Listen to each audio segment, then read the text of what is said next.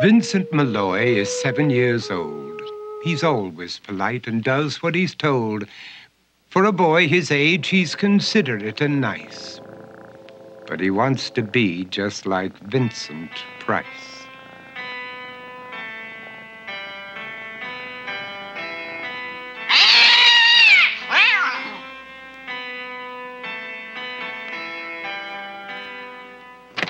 He doesn't mind living with his sister, dog, and cats, though he'd rather share a home with spiders and bats.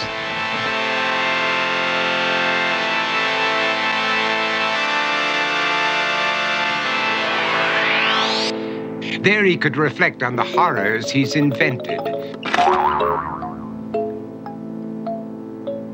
and wander dark hallways alone and tormented.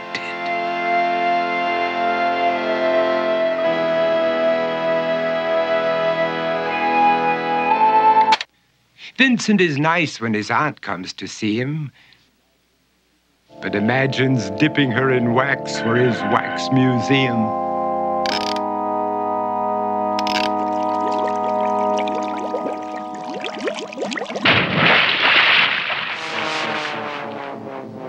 He likes to experiment on his dog, Abercrombie, in the hopes of creating a horrible zombie. So he and his horrible zombie dog could go searching for victims in the London fog. His thoughts, though, aren't only of ghoulish crime. He likes to paint and read to pass some of the time. While other kids read books like Go, Jane, Go, Vincent's favorite author is Edgar Allan Poe. One night, while reading a gruesome tale, he read a passage that made him turn pale. Such horrible news he could not survive, for his beautiful wife had been buried alive. He dug out her grave to make sure she was dead, unaware that her grave was his mother's flower bed.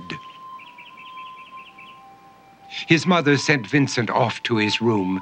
He knew he'd been banished to the Tower of Doom, where he was sentenced to spend the rest of his life alone with the portrait of his beautiful wife. While alone and insane, encased in his tomb, Vincent's mother burst suddenly into the room. She said, "If you want to, you can go out and play. It's sunny outside and a beautiful day."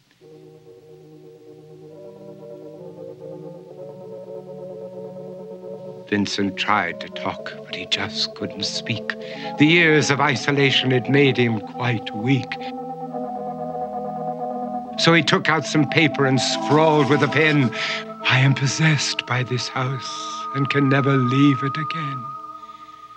His mother said, "You're not possessed and you're not almost dead. These games that you play are all in your head. You're not Vincent Price, you're Vincent Malloy. You're not tormented or insane, you're just a young boy. You're 7 years old and you are my son. I want you to get outside and have some real fun." Her anger now spent, she walked out through the hall. And while Vincent backed slowly against the wall, the room started to sway, to shiver and creak. His horrid insanity had reached its peak. He saw Abercrombie, his zombie slave, and heard his wife call from beyond the grave. She spoke from her coffin and made ghoulish demands, while through cracking walls reached skeleton hands. Every horror in his life that had crept through his dreams swept his mad laughter to terrified screams. To escape the madness, he reached for the door, but fell limp and lifeless down on the floor. His voice was soft and very slow as he quoted The Raven from Edgar Allan Poe. "And my soul from out that shadow that lies floating on the floor shall be lifted nevermore."